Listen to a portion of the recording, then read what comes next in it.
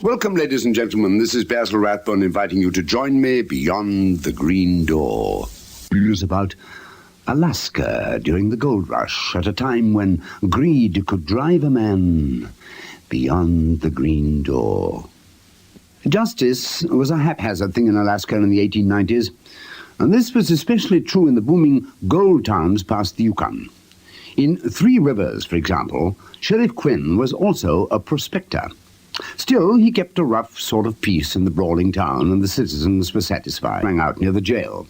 Within an hour, Quinn had arrested a newcomer named Slater for the cold-blooded murder of Pete Bronco.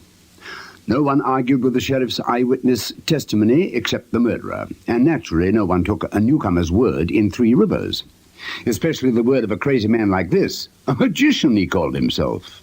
Claimed to find gold by magic, but he couldn't do a single worthwhile trick.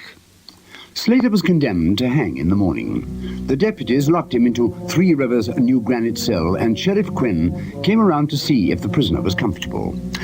"I'm fine," Slater said, "except for being sentenced to hang. Look, Quinn, I've learned some good magic tricks in the Orient. I could offer you nothing," Quinn said. Slater was silent for a moment. Then he said, "You know, I didn't murder that man. I shot back in self-defense. You saw it, Sheriff." Quinn smiled. "Sure. But you're going to hang anyway. So you can jump that claim of mine, eh?" Slater said, and saw the sheriff nod. "Well, I might have expected it. But listen, Sheriff, I really do know magic. I can conjure up a little gadget from India worth more than..." "Can it get you out of this cell or past my deputies?" Quinn asked. The stranger shook his head sadly, and Quinn said, "No, I didn't figure it could." "All right," Slater said, "but I'm not going to hang." Quinn laughed and left the cell.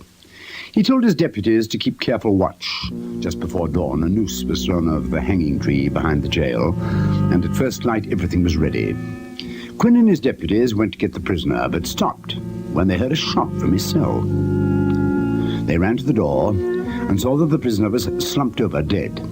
Slater had been killed with a handgun, probably a derringer, held so close to his head there were powder burns.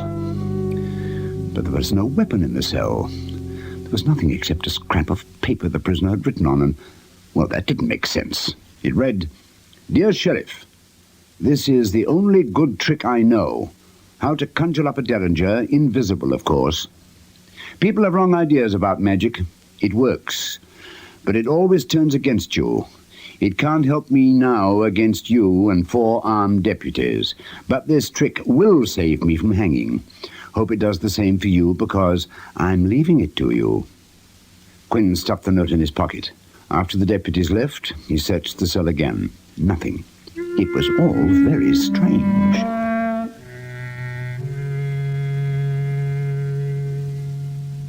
And then Quinn heard a sound. It took him a moment to identify it. But then he knew just half a second before the end that it was the hammer of a derringer being pulled back somewhere close to his head.